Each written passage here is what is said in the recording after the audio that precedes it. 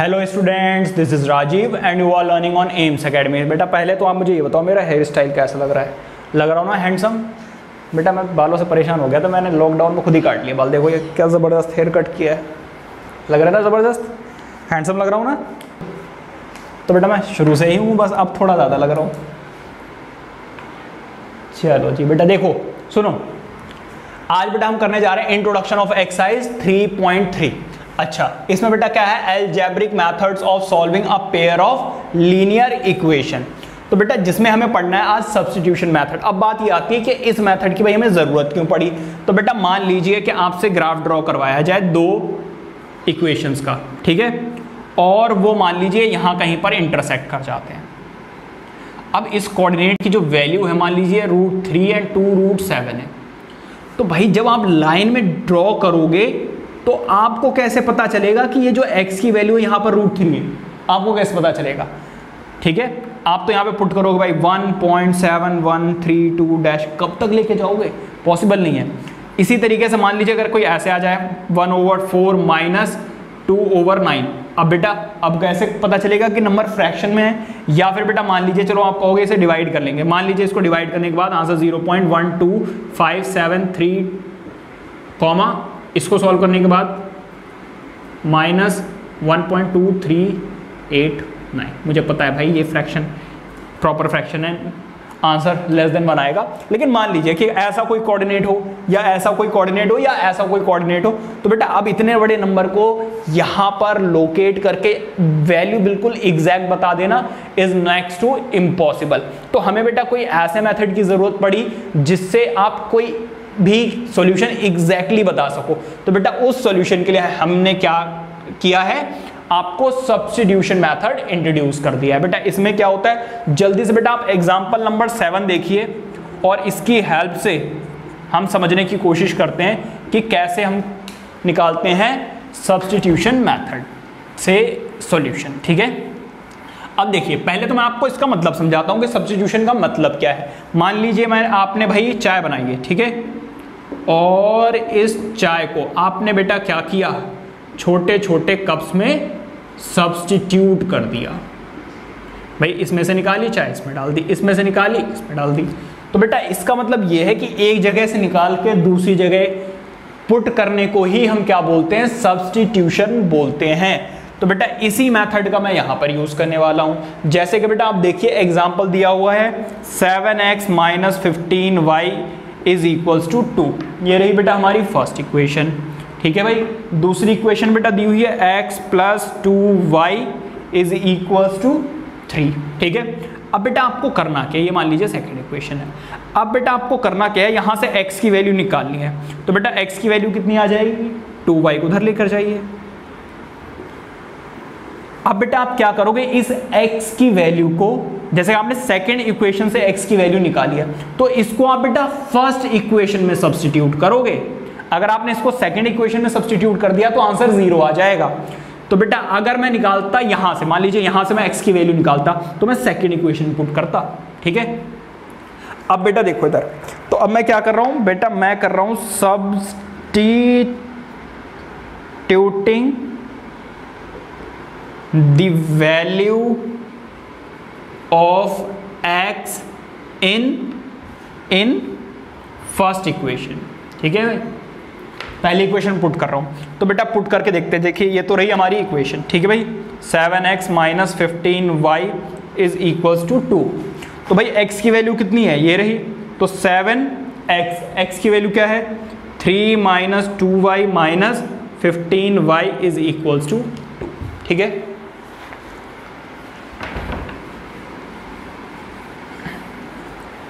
आगे देखिए, अब इसको सॉल्व करोगे बेटा 7 3 जा कितना होता है? 21, और 7 2 जा बेटा कितना होता है? 14y, और आगे -15y तो है ही ऑलरेडी, तो आ जाएगा 2। ठीक है, अब बेटा इसको करेंगे 21 और इसको सॉल्व करोगे बेटा आंसर कितना आ रहा है? 19y। ठीक है भाई, अब देखो इधर, इसको इधर लेकर जाओ और इसको इधर, क्योंकि ये माइनस में है, उधर जाकर बेटा क्या हो जाएगा? प्लस में, और ये प्लस में इधर जाकर क्या हो जाएगा? माइनस। ठीक है, अब इसको सॉल्व करो, कितना आ जाएगा भाई 19, और ये मल्टीप्लाई और उधर जाकर क्या हो जाएगा डिवाइड। तो y की वैल्यू बेटा कितनी आ जाएगी 1। ठीक है भाई, हमने वैल्यू सही पुट की हैं सारी, एक बार चेक करना तो मुझे। 7x minus 15y is equals to 2। x की वैल्यू है 2y, दिस 7 3 ज़ा 21, 7 2 ज़ा 14,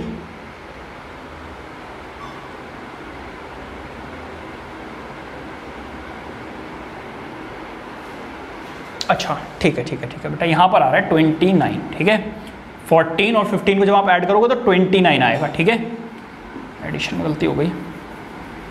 अब बेटा देखो यहाँ पर कितना आ जाएगा 19 और यहाँ पे कितना आ जाएगा 29। इतनी बात समझ में आ गई। अब ये मल्टीप्लाई हो रहा है, उधर जाकर क्या हो जाएगा डिवाइड। तो ये तो आ गई बेटा वैल्यू y की 19 ओवर 21। अब बेटा क्या करोगे, put y in first equation. भाई फर्स्ट इक्वेशन आप चाहे ये ले लो या ये ले लो, एक ही बात है। डायरेक्टली बेटा हम यहां से निकालेंगे।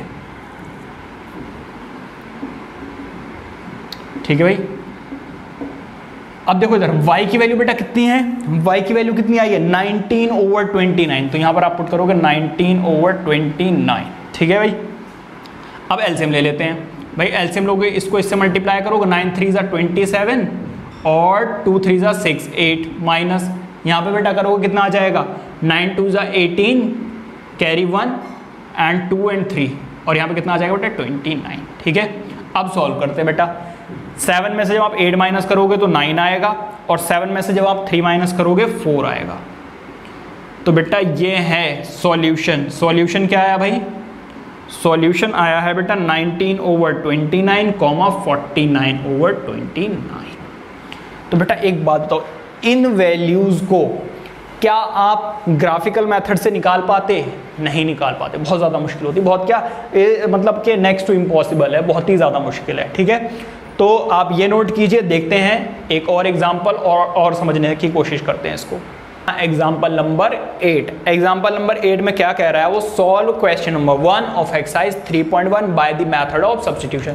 तो बेटा आप एक्सरसाइज 1 में जाइए और उसका जो पहला क्वेश्चन है वो आप सॉल्व कीजिए with the help of what, substitution method. तो बेटा मान लीजिए उन्होंने दिया हुआ है कि ये इक्वेशन है, ठीक है, जाके वहां पे देखो यही दी हुई है। तो अब आप इसको सॉल्व करोगे, कैसे सॉल्व करोगे, s माइनस 7 और इसको इससे मल्टीप्लाई करोगे तो 70 और माइनस 49। ठीक है, इसको आप फर्दर सॉल्व कर लोगे। तो बेटा s को यहीं रहने दो, इन दोनों को इधर लेकर आ जाओ। तो s माइनस 70 या फिर इसको उधर रहने दो, कोई बात नहीं। ठीक है, इसको इधर लेकर जाओगे तो 49 प्लस 7 माइनस 49 प्लस 7 कितना आ जाएगा बेटा, माइनस का 72। ठीक है भाई, 42। ठीक है, इसकी बात करते हैं बेटा s प्लस 3 और t3 बेटा t को जब आप 3 से मल्टीप्लाई करोगे तो 3t आ जाएगा, इसको इससे मल्टीप्लाई करोगे तो 9 आ जाएगा। ठीक है, अब इनको उधर लेकर जाओ। ये थी हमारी फर्स्ट इक्वेशन, ये थी हमारी सेकंड इक्वेशन। ठीक है, तो इसको इधर लेकर जाओ तो s will be 3t plus 9 minus 3। अब इसको सॉल्व कर लेते हैं। s is equal to 3t plus 6। अब बेटा इस s की वैल्यू को मैं क्या करूँगा, इस वाली इक्वेशन में सब्स्टिट्यूट कर दूंगा, जो अभी इससे पहले वाले एग्जाम्पल में किया। तो सब्स्टिट्यूटिंग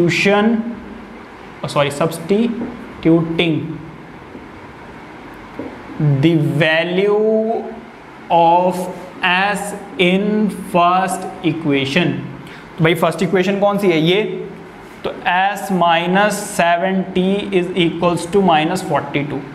s की वैल्यू बेटा कितनी आई है, s की वैल्यू बेटा आई है 3t plus 6 minus 7t is equals to minus 42।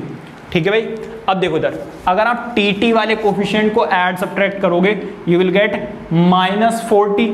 ये प्लस में है बेटा, उधर जाकर क्या हो जाएगा माइनस में। ऐड करो जरा, ऐड करो बेटा, you will get minus 48। Minus से माइनस बेटा क्या होगा, कैंसिल आउट, और 4 को उधर लेकर जाओ तो 48 ओवर 4। तो बेटा 4 1 ज़ा 4 एंड 4 2 ज़ा 8। तो बेटा t की वैल्यू कितनी आ गई 12। अब put the value of t in second equation. Second equation में पुट कर दो भाई। सेकेंड इक्वेशन क्या है हमारे पास, s is equals to 3t plus 6। ठीक है भाई, t की वैल्यू कितनी है 12। अभी देख लेते हैं। तो बेटा 12 3 जा 36 प्लस 6, तो बेटा ऐड करोगे यू विल गेट व्हाट 42। तो बेटा सॉल्यूशन क्या है, सॉल्यूशन होता है बेटा x, y की फॉर्म में। तो बेटा इसको मान लेते हैं चलो x और इसको मान लेते हैं y। तो x की वैल्यू आई है बेटा 42 एंड y की वैल्यू कितनी आई है बेटा 12। तो इस तरीके से बेटा आपको क्या करना है, x और y की वैल्यू बतानी या फिर सॉल्यूशन ऑफ द इक्वेशन बताना है with the help of substitution method. ठीक है, तो ये नोट कीजिए बेटा। देखते हैं अपना अगला एग्जांपल 9, एक बार पढ़ लीजिए। Let us consider example 2 in section 3.3। The cost of 2 pencils and 3 eraser is 9 and the cost of 4 pencils and 6 erasers is 18. Find the cost of each pencil and each eraser. तो बेटा देखिए ये equations आई थी हमारा जो second example था, तो वही इक्वेशंस को अब हमें दोबारा सॉल्व करना with the help of substitution method. तो बेटा अब आप क्या करोगे, यहां से चाहो तो आप x की वैल्यू निकाल लो, चाहो तो आप y की वैल्यू निकाल लो, जो आपका मन करे। चलो x की वैल्यू तो हमने 2 बार निकाल ली, चलो आज y की वैल्यू निकाल के देखते हैं। भाई देखो ये क्या है प्लस में, उधर जाकर क्या हो जाएगा माइनस में। ठीक है भाई, अब देखो इधर ये मल्टीप्लाई हो रहा है, उधर जाकर क्या हो जाएगा डिवाइड। अब अगर बेटा सही से आप नोटिस करो तो 2 ऊपर से कॉमन आ सकता है और 2 से ये डिविजिबल भी है। तो बेटा मैं इस इक्वेशन को छोटा करके लिखना चाहता हूं, तो मैंने 2 ले लिया कॉमन, तो ऊपर कितना बचेगा 9 माइनस 2x और नीचे तो 6 है, तो नीचे कितना बचा 3। तो बेटा y की वैल्यू आ चुकी है हमारे पास कितनी 9 माइनस 2x अपॉन में। अब क्या कर रहा हूं बेटा मैं,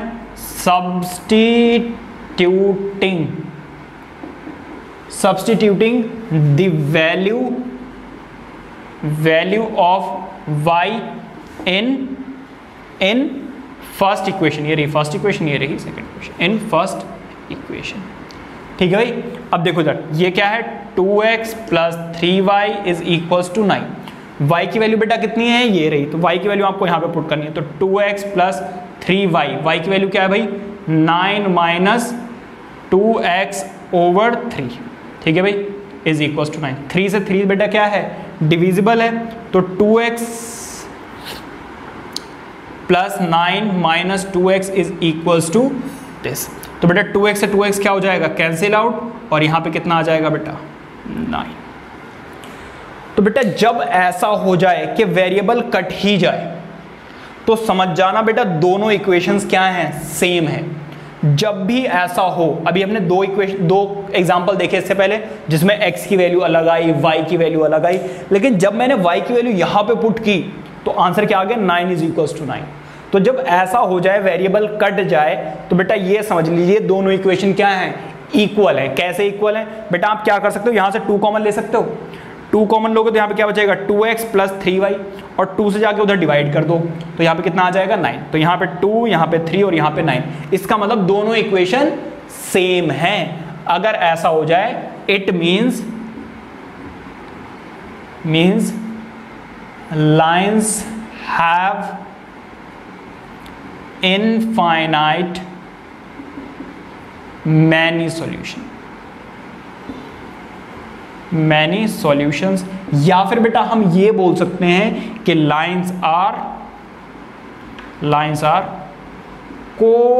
कोइंसिडेंट, मतलब कि लाइन ओवरलैप कर रही हैं। यहां पर कोई भी एक स्पेसिफिक सॉल्यूशन नहीं है, हर एक पॉइंट पे सॉल्यूशन है। और ऐसा कब होता है जब दोनों इक्वेशंस सेम हो। तो ऐसा भी हो सकता है कि बेटा वेरिएबल से वेरिएबल वाली टर्म खत्म हो जाए और कांस्टेंट आ जाए। बस ये देखो यहाँ पे 9 इज इक्वल्स टू 9 आ रहा है या नहीं आ रहा है, आ रहा है, इसका मतलब सब कुछ इक्वल है। That's why lines have infinite many solutions, और we can say lines are coincident. I hope कि ये बात क्लियर हो गई होगी। ये पॉज करके नोट कीजिए। देखते हैं अपना 10th एग्जाम्पल, देखते हैं अपना question number 10th, example number 10th, let us consider the example 3 of section 3.2, will the rails cross each other। तो बेटा देखिए ये दोनों इक्वेशंस थी एग्जाम्पल नंबर 3 में, तो बेटा अब हमें क्या करना है, चेक करना है कि what will be the solution. तो देखिए इधर अब आप क्या कर सकते हो बेटा, यहां से x की वैल्यू निकाल सकते हो, ये रही भाई हमारी फर्स्ट इक्वेशन, ये रही हमारी सेकेंड इक्वेशन।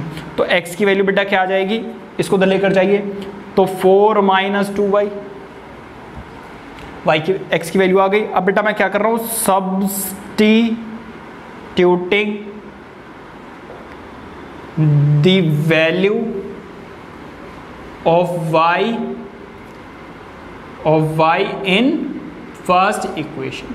भाई फर्स्ट इक्वेशन में आप सब्स्टिट्यूट कर दीजिए, दैट्स इट। तो भाई ये रही वो इक्वेशन। देखो इधर चाहो तो आप बेटा यहाँ से 2 कॉमन भी ले सकते हो, ठीक है, इस वाली इक्वेशन में। पहले इसको सॉल्व कर लेते हैं। चाहो तो बेटा डायरेक्टली पुट कर दो, चाहो तो आप 2 कॉमन भी ले सकते हो। देखो 2 कॉमन आ रहा है पूरी इक्वेशन में, तो यहाँ बचेगा x + 2y - 6 is equals to 0, और ये मल्टीप्लाई हो रहा है उधर जाकर क्या हो जाएगा, डिवाइड।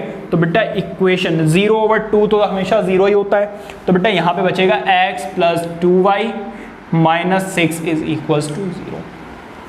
अब बेटा वैल्यू पुट करते हैं। वैल्यू क्या है भाई x की वैल्यू बेटा 4 - 2y + 2y - 6 is equals to 0। तो बेटा देखो यहाँ पर ये कैंसिल आउट हो जाएगा, और ये 6 माइनस का ना उधर जाकर क्या हो जाएगा, प्लस का हो जाएगा।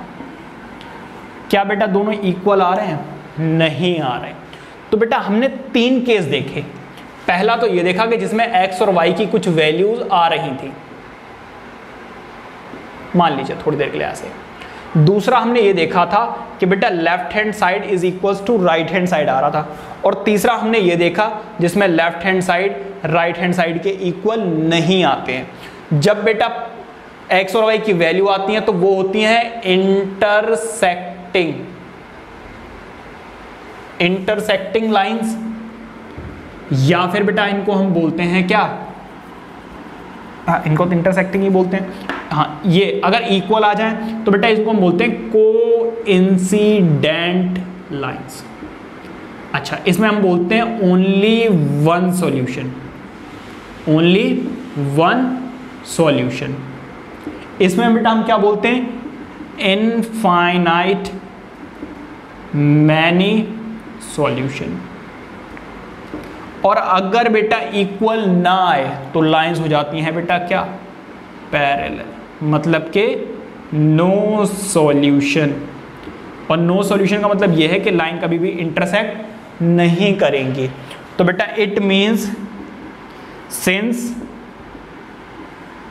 Left hand side is not equals to right hand side, it means lines do not have any solution, therefore lines